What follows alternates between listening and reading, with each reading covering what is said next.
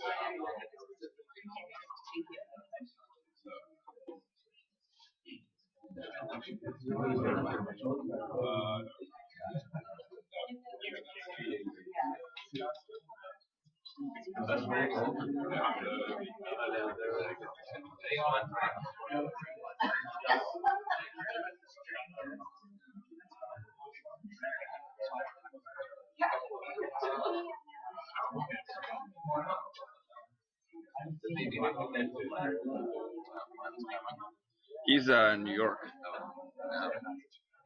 Call me this one.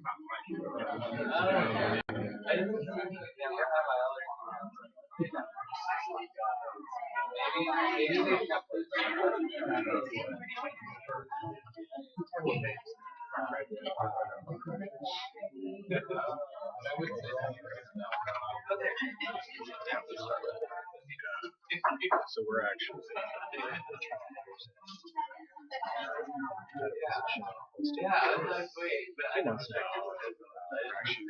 bringing in somebody to interview today. I think he's kind of like a really he was practicing Colorado. My family. Yeah, I met him a few times. Or no, excuse me, residence. He attended. Oh, absolutely. Well, that's what I'm learning from this. So this guy is not just yeah, he's on the board of directors for the Western Society. That's one thing. He was a partner. That just didn't go. Yeah, that's amazing. Yeah. Good. Nice job. I mean, it's kind of stressful. There's pressure. There's pressure. Yeah.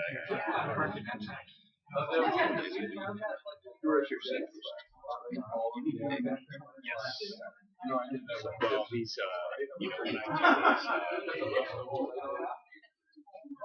research days. I just take like the first hour. Because I usually take about a half day to a day, or a day away from clinic to research patients. It's nice to just sit down and read for a second. Yes.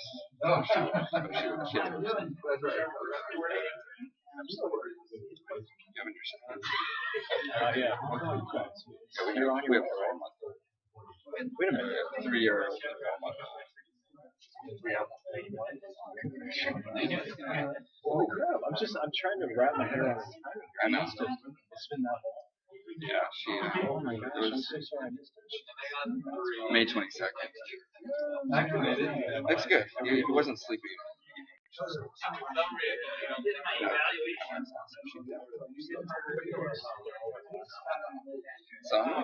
good. We're done after this. He was like last night. Yeah. Sure, you don't get that sleep. Yeah. Well, life's good, so we're done. Yeah. I'm actually talking about.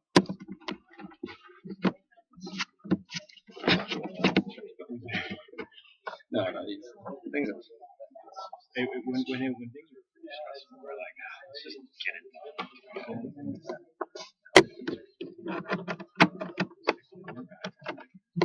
No, it is. It's a shock. Especially if it's one of those doors. Yeah.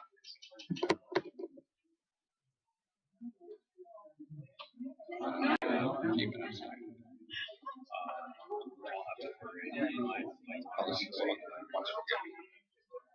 Once we get into it, I'm just gonna say. What are the days? Peanut. That's all. Peanuts. That's all I have to say. Usually we have a slide up, but it's different computer. Not to leave early to get to bed. But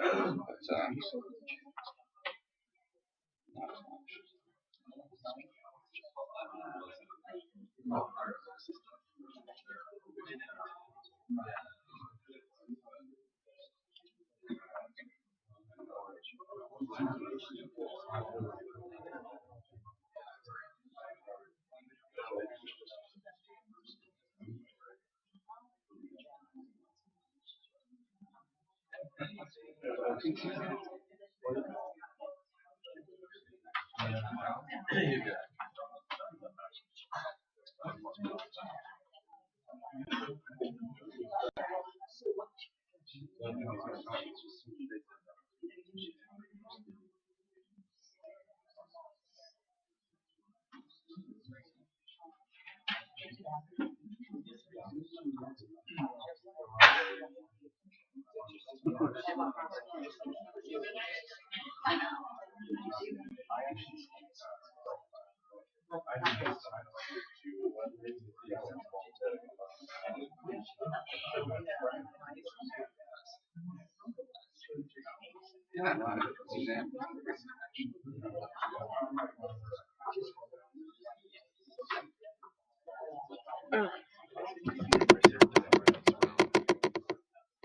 What? A dial? Is there a dial as well where people could listen through their phone, or is this only connected through?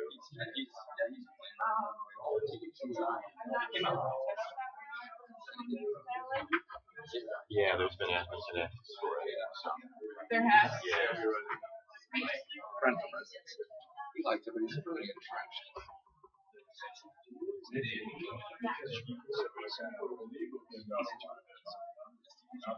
So he likes pediatrics.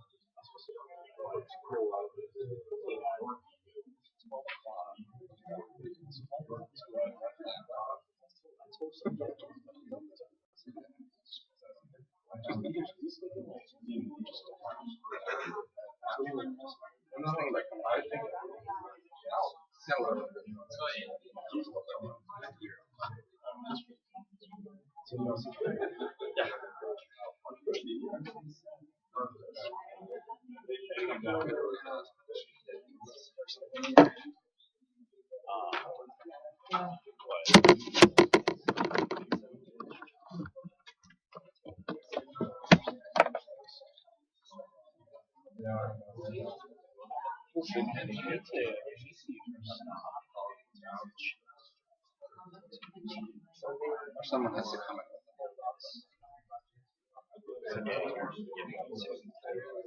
Reception is pretty good. Yeah. Oh.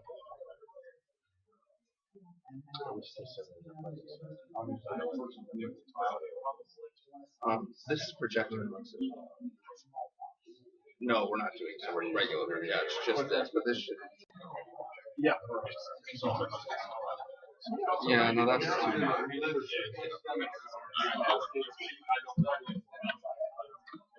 me just check.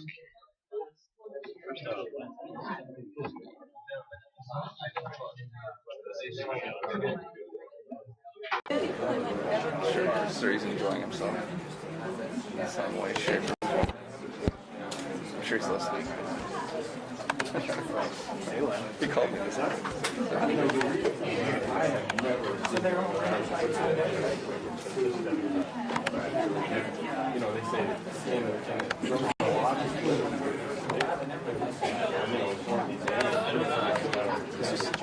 Okay.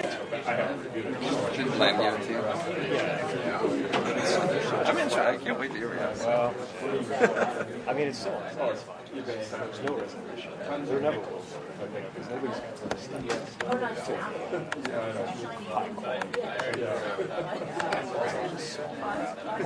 Poorly designed, retrospective stuff. Try to fit in squares and stuff like that. Okay, it should be going. I'm going to go online and check it. But you guys should do it. Alright, let's get started. Word of the day is peanuts. Peanuts. And David has a lot to get to, so I'll let him get at it. Okay. Good morning. I'm going to talk about patch testing in rather unconventional ways today, specifically foods and metals, and what value, if any, there is in that type of testing. Let's see. I'm stuck.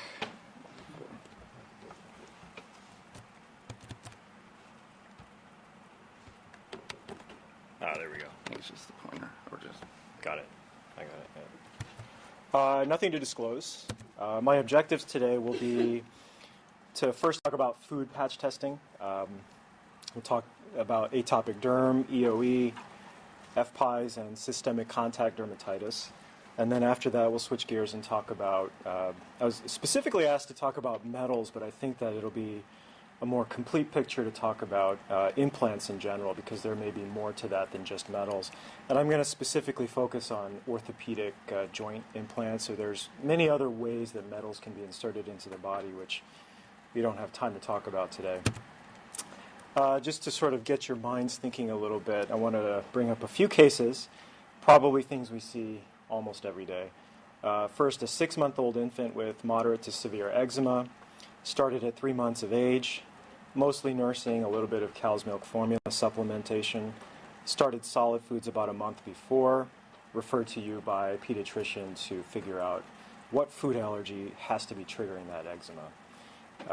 A 5-year-old boy with biopsy-confirmed EOE, history of recurrent vomiting, failure to thrive, referred to you by GI to determine food allergy triggers. And then along the same vein, a 35-year-old with similar story, biopsy-confirmed EOE. This time it's more dysphagia. Doesn't really know about food triggers, but GI refers this patient to you to determine what those triggers are. So my question, just very briefly, just in the room, does anybody do food patch testing in their clinic? Used to. At CHOP? Yeah, it was kind of... This is Dave Naimi, by the way. From the CHOP days, so in the first few years of practice here, I would do limited food patch testing for EOE. Other than that, since it's falling out of favor. Yeah. What foods were you checking? Honestly, it really depended on what they were. If they were skin test negative to a specific food, then you could do the patch test to that food, assuming it was possibly clinically relevant or something that was in the patient's diet regularly. Yeah. So you waited until you did skin test first. Skin test first. Confirmed negative. If skin test was negative, then you would patch to that Yeah. specific food. Got it. Yeah, and CHOP, there was several. They would patch test 20 plus foods. Right. And they had it was all set up it's very work intensive. Yeah. If you're going to have a nurse do that separately. Right. Well, yeah. Is there anybody else? No. Yeah. So as Dave briefly mentioned, it is sort of falling out of favor. He kind of got to my punchline pretty quickly there, but we'll go through the data to show that. Anyway, so patch testing for food allergy, it's meant to diagnose T-cell mediated food allergens, particularly with delayed onset reactions. It's not standardized. There actually is some movement, or there had been in recent years by this is the European Task Force for Atopic Dermatitis, to try to standardize some of this stuff. I don't see as much of that effort here in the U.S. As far as I'm aware. Typical protocols that you would see are about 2 grams of dried foods in a couple mils of saline. You put these mixtures into fin chambers, small or large. The patches get removed after 48 hours. Readings typically occur at 48 and 72 hours. And the grading of the patch test is pretty similar to what you would expect for contact dermatitis. So what I'm going to do through this talk is really just sort of bring out the most commonly cited literature on these topics, just to sort of prove some of the points. This early study from 1996 from this Eosinophilic group, a couple highlights. They did show that the predictive value is improved using patch tests for delayed onset reactions. In this cohort, they found that patients with delayed acute reactions, patch tests were positive in 89% of those individuals, whereas with skin testing it was only 67%. And also the sensitivity, when you combine patch testing and skin testing, was pretty high at 92%. So that's one snippet of early on data. A few years in the future here in 2000, this is a group out of Germany. Their hypothesis was that patch testing is better than skin prick or serum IgE at detecting late phase reactions. This group, the cohort, they looked at 75 children, median age about 2 years old, suspected food allergy based on ingestion and clinical response. 69 out of these 75 had atopic dermatitis, so that was predominantly the focus in terms of who was studied. I did mention that I couldn't find anywhere in this paper what the severity of the eczema was, but I'm assuming that it had to be at least moderate. All underwent double-blind challenges, skin prick, serum, and patch tests. So the results were that 51% of the children with positive challenges were early reactors under 2 hours from ingestion. 27% showed late reactions beyond 2 hours. 22% of the children had both early and late, and if there was any late reaction, it was typically eczema, as would be expected. So same group. I laid out a couple tables here. Good, the pointer works. So this table right here is reflecting accuracy markers for early reactions, and on the right is for late reactions. So I circled out patch testing numbers. You can see for early reactions, the sensitivity was quite poor. Specificity was actually really pretty good. And then moving over to the late phase reactions, it's a little different. The sensitivity is a little better at 76%. Specificity still remains high. And there is a big difference here in negative predictive value, 93% on late phase and 67% on early. So their conclusion is that patch testing seems to be a valuable additional tool in the workup of food allergy in atopic derm, especially with regard to late phase reactions. That's this group. A few years after that, another group, Meal and company there, they looked at a larger number of kids, 437, median age about a little over a year. 90% of these kids did have moderate to severe atopic derm. Same thing, they had challenges, skin pricks, serum, and patch tests all completed. And they were focusing on these big four, milk, egg, wheat, and soy. And they looked at these different testing modalities kind of alone, as well as in various combinations and permutations to see which combo might be the best for diagnosis. They showed that patch testing was by far showed the best specificity compared to the other methods. Not necessarily the same for sensitivity, which is in agreement with previous studies. But when you combine patch testing with either skin prick or serum, both sensitivity and specificity improve compared to individual tests. And then if you combine all three, they did not feel, or they did not see that it was any more effective than just using patch test plus one other method. The only exceptions were for milk and egg, but all the other two foods, wheat and soy, they didn't see that. So I just highlighted these tables here from this study. This is cow's milk, the cow's milk data, just showing what we were talking about a second ago. With patch testing, sensitivity is poor, specificity is high.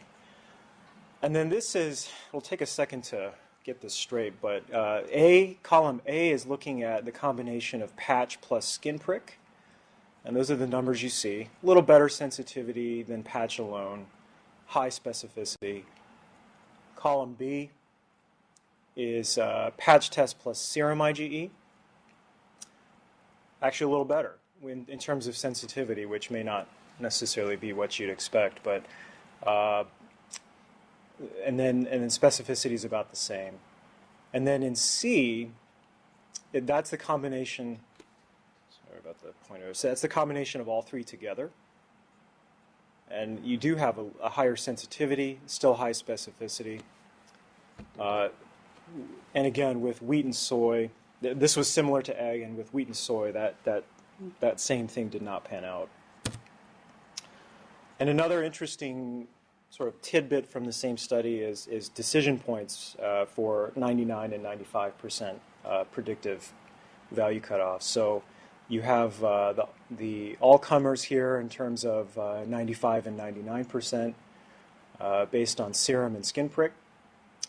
In the middle column here is if you are patch test positive, you see that compared to the all-comer category for milk, for example, the 95% cutoff is lower than the entire group. Same goes for the 99%. And if you look at skin prick levels, you see the same thing for both milk and egg. Smaller skin test reactivity, to determine your decision points when you have that patch test to guide you. So, for whatever that's worth. And then finally, again from the same study, this was also an interesting point. You see these improvements in the accuracy markers, but in terms of real-world applicability, I mean, one of our goals is really to have an accurate test to be able to minimize the number of food challenges we have to put kids through, or people through, and that was a bit underwhelming. So they saw that using patch test with other test modalities, you were only able to correctly bypass oral challenges, under 10% of the time at the 99%, and up to 14% of the time at the 95th%. So it's not very helpful in terms of that aspect. So after all that, their final conclusion was that the patch test, certainly was the most specific of the three test methods, but in terms of decreasing need for oral challenges, it doesn't really add that much. And they also admit that the results were conflicting depending on what foods you were looking at, so it's hard to make generalizations. And then it's also time-consuming and very, very evaluator-dependent. So in many ways, I think they're favoring sort of away from patch testing at this point. So that's atopic derm over the last 10, 15 years. I'll talk about EoE next. It's a chronic inflammation, immune-mediated condition that is thought to be mixed IgE and T-cell-based inflammation. Management is typically through topical steroids or dietary management. And if we're talking about dietary elimination, the three major types are elemental, targeted, and empiric elimination. So targeted, of course, is our main focus. That's where patch testing comes into play. Spergel, one of his earlier reports, this is a small group of 26 children, mean age almost 7 years, biopsy-confirmed EOE. They all underwent skin prick and patch tests. 19 out of these 26 had positive skin pricks. 21 had positive patch tests. 14 of the patients had positivity for both methods. And either testing method, people were on average positive for multiple foods, 2.7. So I just highlighted a couple so the foods, this was the list of foods that they checked from this particular study, and with skin prick, the most common ones were milk and egg, and there was a smattering of other foods as well. And with patch tests, the most common food identified was wheat. And of course, there were significant numbers of other foods as well. So, same group, 18 out of 24 in this part of the analysis had complete resolution of symptoms after avoiding foods found on both skin prick and patch tests. And the remainder of the group who didn't have complete resolution, they at least had partial resolution after avoidance. As far as eosinophil counts, these people improved on average from 55.8 EOs per high-powered field down to 8.4. So dramatic drop. So at that point, the recommendation was consider using patch tests combined with skin prick. This was a review or a retrospective study of almost 100 kids trying to figure out what works better, elemental, empiric, or targeted therapy. So again, confirmed EOE, and they mainly reported on EOs.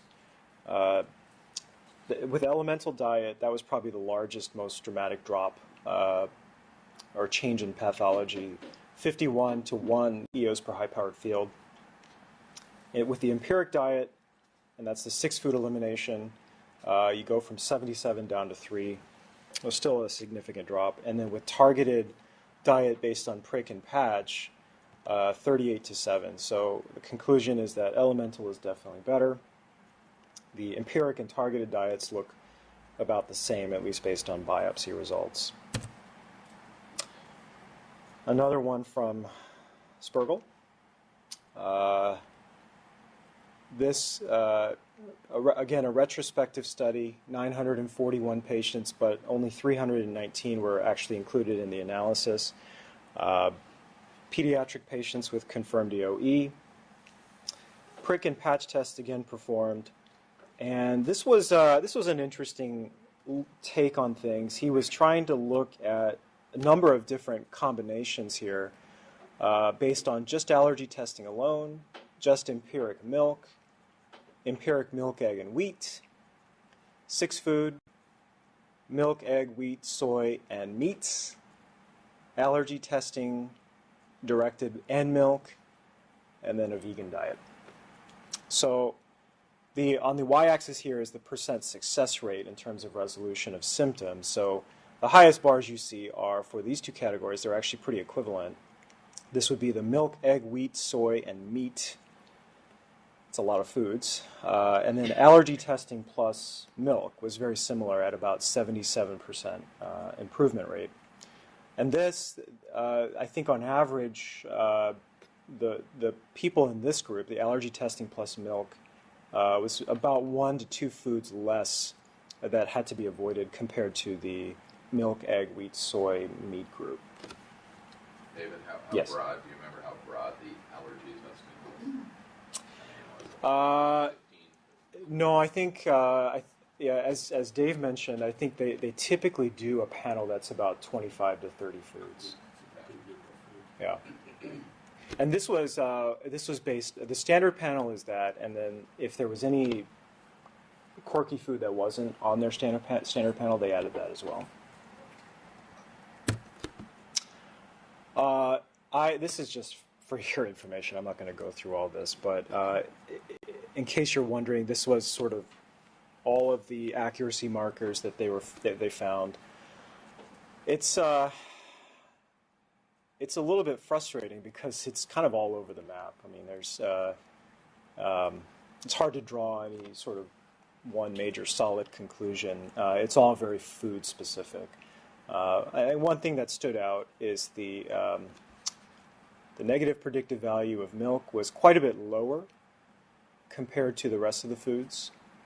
But otherwise, if you look at the positive predictive values, and sensitivity and even specificity, there's a range. And so take that as you will. Yes? What are the controls? I mean, could there be irritants? Do they have a population that don't have, what could you try just with hormones just to see if there are any irritant reactions to these?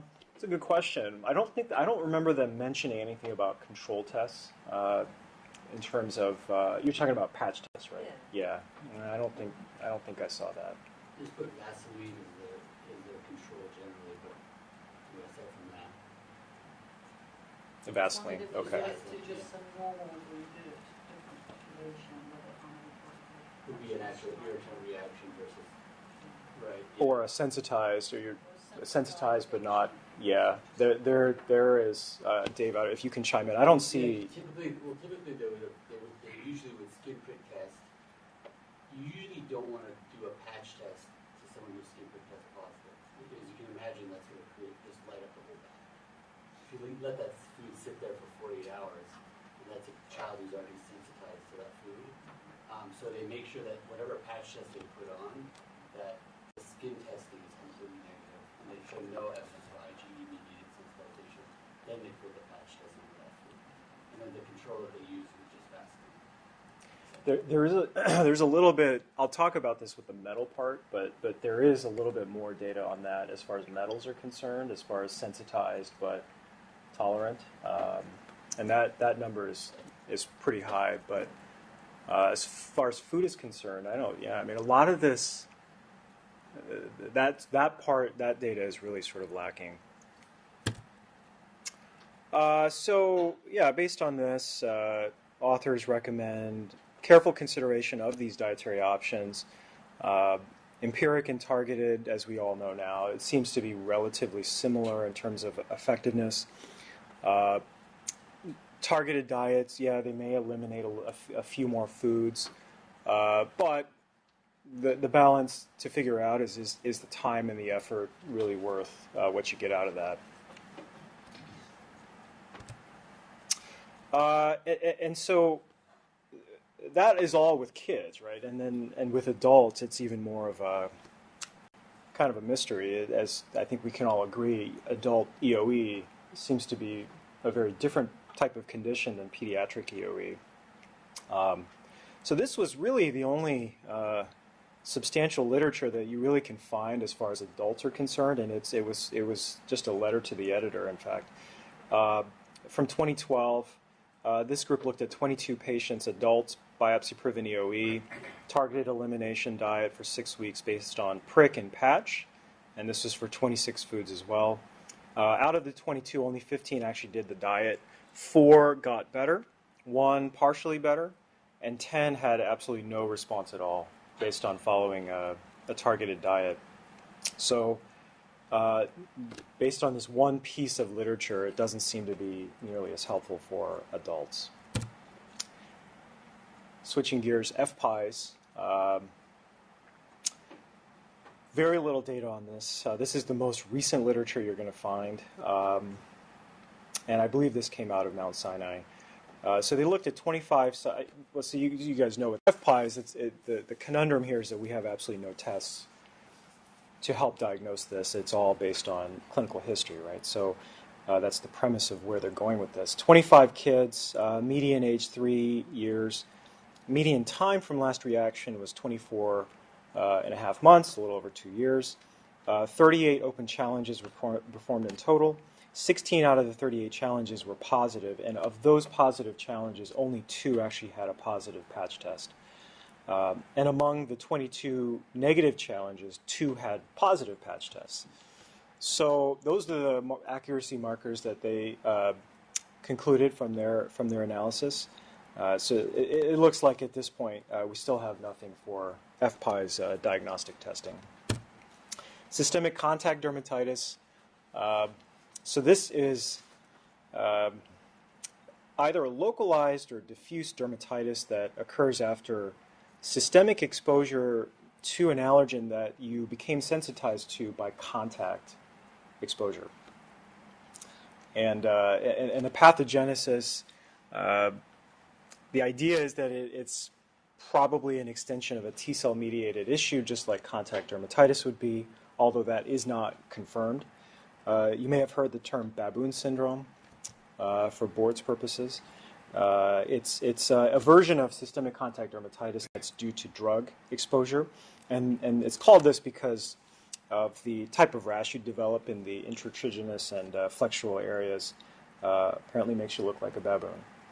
And so the oral triggers that are reported for this condition.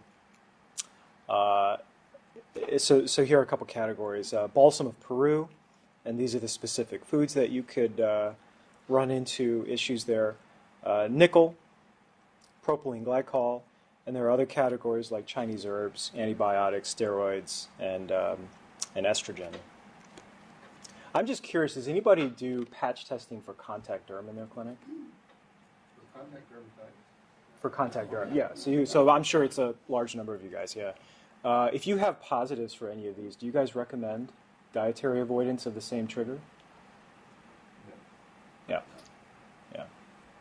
So that's where the evidence would point us as well. I know that there are dermatologists, even ones who really supposedly are experts in patch testing, are routinely recommending this for their patients. So I won't name any names, but I do see that happening a lot. The bottom line is there isn't any clear evidence on recommending this. Just for your perusal later on, these are the different sort of contact to systemic relationships and different categories that you can think about. So is this ready? There are a lot of things that a lot of questions that just need to be answered. This may go back partially to Pandora's point about inconsistent reproducibility. There's actually a study that looked at can an operator get similar consistent results, and the discordance was really pretty terrible, as high as 40%. It leads to an argument of whether you should think about ready-made chambers, and there is this one brand that makes ready-made chambers with foods and contact allergens, versus sort of fumbling through fin chambers each time. Chamber size seems to be a factor. They're small, large, and very large, and that might affect accuracy markers. The type of food, do you use natural food over extracts, which can lend itself to a lot of variability. Diluted food extract or diluted food versus undiluted food. There's some data on that that might suggest one way or another. And then how long do you keep the patches on, and when do you read them? So really, it's the bottom line. It takes a lot of time, very user dependent. The data is very mixed. The studies are all over the place in terms of protocols. We're at a point where we still don't understand the mechanisms completely of all these conditions, which I think is why we're having so much trouble figuring out these diagnostic tests. If anything, you would use it in conjunction with IgE testing and not as a standalone. So that's food. If there's any thoughts or concerns or questions, I'll move on to metals next. So this is a case. Probably get this periodically. This is a 55-year-old male referred by his orthopedic surgeon for allergy evaluation. This guy had a left knee replacement 12 months ago. And then after about 6 weeks from the surgery, he started to develop joint pain and swelling at the left knee. Eventually, a joint aspiration was completed. 5,000 white cells, 70% lymphs, 20% neutrophils. Inflammatory markers normal. Cultures negative, and X-ray looked pretty good. I presume this is a case you guys probably get periodically, right? So what questions are you asking at this point? Was his knee warm? It was. Exam? It was. Yeah.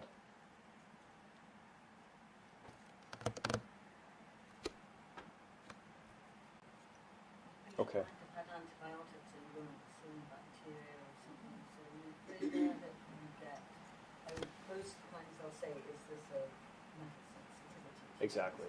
Yeah. But you don't usually say this. That's not the first thing you No, not at all. So that's, and I'll get to that, but that's right. Statistically, it's not very likely. And you said a good alignment of the implant, but you didn't say whether the X-ray showed any evidence for loosening of the implant, or whether there was a sort of a rim around the implant of different bone density than the other. Right. The X-ray in this case didn't show that, but that's a great question. Yes.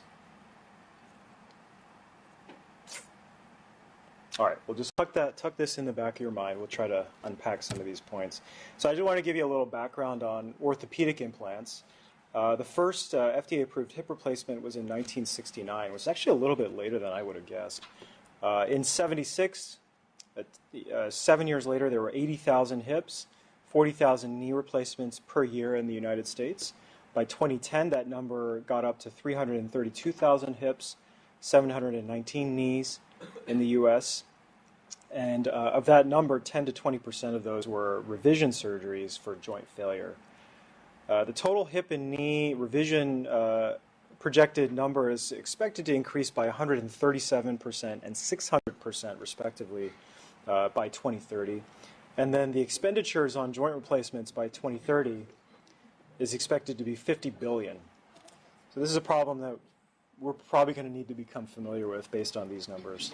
And we'll probably, statistically, all, or many of us will have these done to us by 2030, right? So joint failure, reasons for joint failure include aseptic loosening, infection, instability, fracture, arthrofibrosis. Risk factors for joint failures include obesity, bleeding in the joint, osteopenia, osteoporosis, and tobacco smoking. And then as far as allergy is concerned, up to 5% of joint failures, and I think that's actually a pretty generous number, is due to inflammation associated with hypersensitivity to a joint component. So Mike asked about warmth. That is definitely one symptom of joint failure, or finding of joint failure. Also, you would ask about joint pain and swelling in addition to the warmth. And the reality is that even though you see those things, that is not very specific. I mean, that you're going to see that with infection, you're going to see that with hypersensitivity, with joint malalignment. So it can be very difficult, even though you have this set of findings. So one of the things that really needs to be done early on, even before being sent to your clinics, is a joint aspiration. And this was a set of cutoffs proposed by this author that is highly suggestive of infection, and anything less than that is sort of nonspecific. But a white count of 12,800, mostly polys, very high C-reactive protein and sed rate. So if we think back to our case, this guy was well under that, so we can be more sure that it's probably not an infection. So if we're dealing with an implant allergy, in addition to the joint failure symptoms, you can also see potentially a localized dermatitis over the implant site, even diffuse urticaria, impaired wound healing over the site, and then systemic contact dermatitis, which I mentioned earlier. The immune mechanism of metal allergy is extremely unclear. There's sort of a thinking that because metals cause T-cell mediated contact dermatitis, that must be very similar to what's happening with metals internally if they get implanted into your body. But that could be potentially quite a stretch. And if you just think about sort of the immune mechanisms, I mean, what the conditions you're seeing with patch testing presumably are very different than what you see in the body, in the joints. a lot of mechanical and chemical factors that you don't see with contact derm that could be at play. And this was sort of one cycle of pathophysiology that was proposed, that maybe there are activated T cells, but it doesn't end there. They sort of, the inflammatory mediators generate osteoclasts. Yes? Okay. When they do aspirations, does anybody ever biopsy the joint interface between the bone and the prosthetic? Have you seen any studies with that? I haven't. Oh yes, I'm sorry. So if there was a joint aspiration, the question is, do they ever do biopsies? I have to admit, I didn't see that in any of the literature I read. So my guess is no. Anyway, so T cells generating osteoclasts, which then further sort of mature and proliferate in the presence of metals. And osteoclasts, as you know, resorb bone and can also degrade metal, which release metal ions, and then kind of start this whole cycle all over again. So that's sort of the, by some authors, a proposed mechanism for what's going on, which patch testing may or may not capture. The potential allergens to think about are metals, but also bone cement. That's a point that we just really have to keep in mind. Busy table, but I tried to highlight in red the specific metals that you should think about with orthopedic implants. Nickel, which you often find in stainless steel. Chromium and molybdenum. Cobalt. Titanium. Titanium, aluminum. And then zirconium. These are sort of the big ones that tend to get used in metals, as far as the metals are concerned. And then with cement, so cement is often used. It's squirted under pressure to fill space between implant and bone. It's very commonly used in knees and spinal surgery as well. Not so much with hips. So think about that based on the type of surgery your patient has. The components of bone cement: methyl methacrylate, probably the most prominent. It acts as a substrate. Benzoyl peroxide as an activator, and dimethyl paratoluidine, which helps with polymerization, hydroquinone, and then antibiotics are almost always infused into these cements, and typically it's either Gent or Tobra. And there's reports of sensitization to each of these 5 components, but most prominently it's going to be either methyl methacrylate or dimethyl paratoluidine. So at this point, at least for the time being, the best we have appears to be patch testing, and this was a proposed table of allergens based on type to think about patch testing based on the history.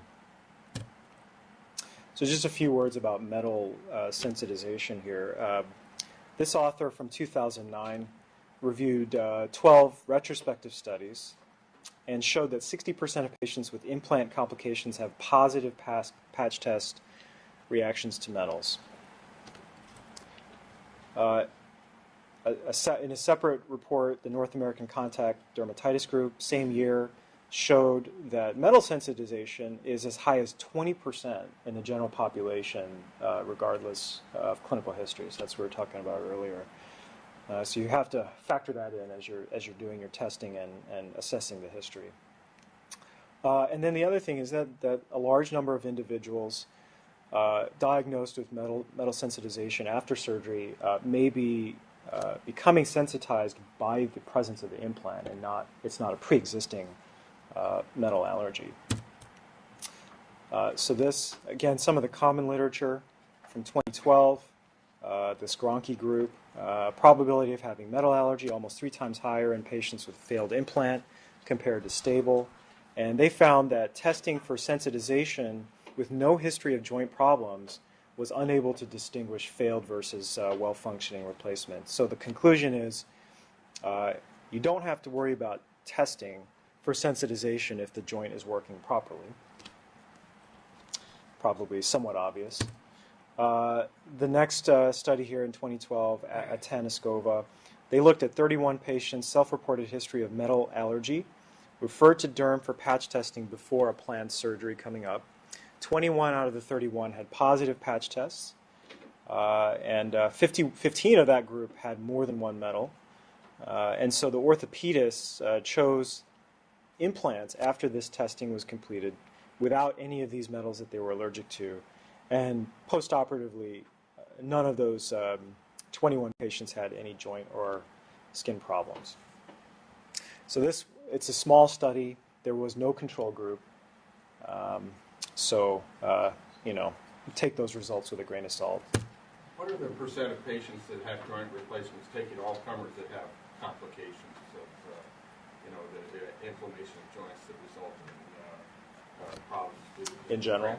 Yeah. Like is it 2% total or 3%? Well, based on the revision surgery data being as high as 20%.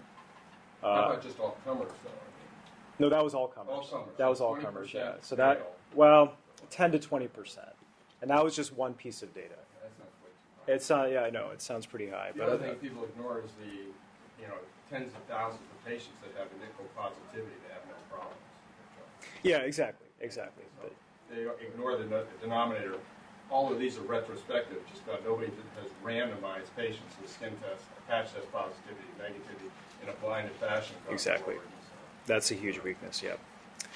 A second part of this study was 41 post-op patients with signs of joint failure, suspected to be allergy-related. 10 of the 41 had positive patch tests, and the metals are there.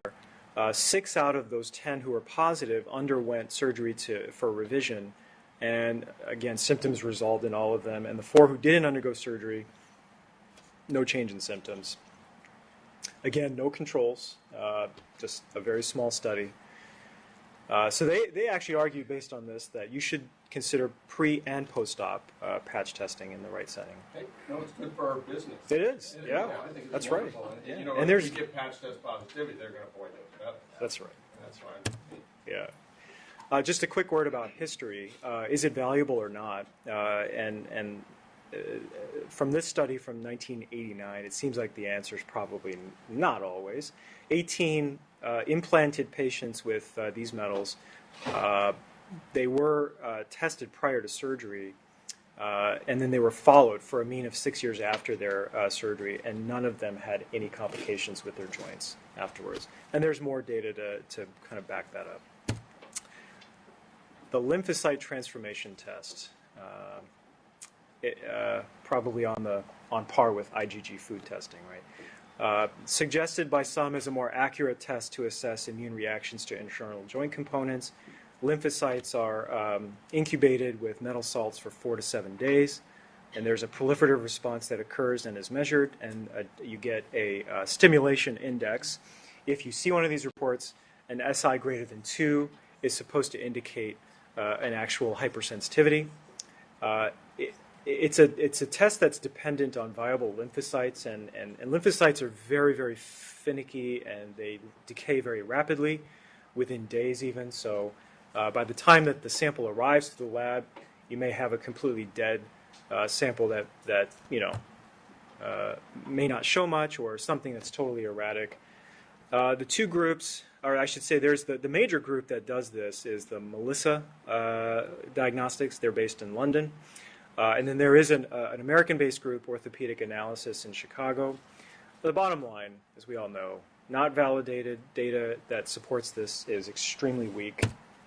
I did highlight the Melissa labs, and there is one lab that is certified in Wisconsin if you want to write any letters to them.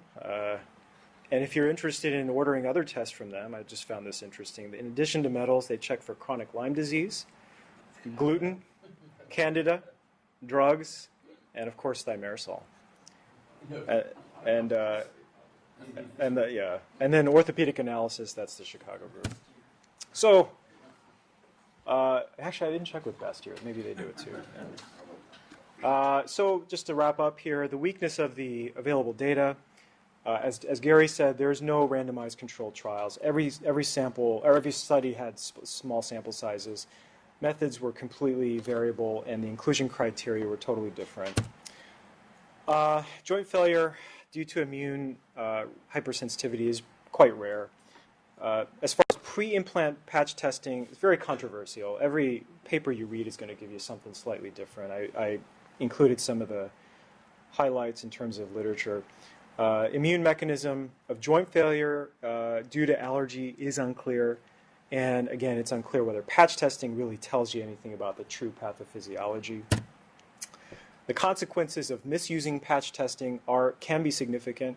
If you have inaccurate results, for example, sensitized but not allergic, you end up possibly pushing people towards unnecessary surgeries. The increased cost of healthcare, not just from the increase in surgeries, but also you end up having to switch over to materials like titanium, vanadium, and zirconium, which are exponentially more expensive than standard implants.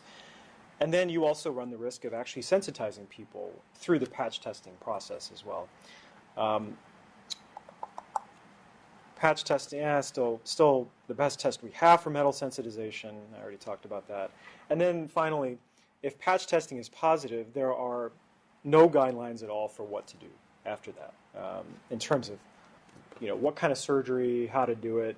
But regardless, that is an option. There are reports of people, instead of going through surgery, actually going through a course of medical treatment with prednisone and or methotrexate. That's pretty small, weak data, but that's there if you're trying to spare someone from surgery. And then just my last slide here, there's little bits of data on other forms of metal with stents, pacemakers, defibrillators, NUSBAR, for pectus excavatum, IUDs, and dental implants. So more reading for you guys if you want. That's it.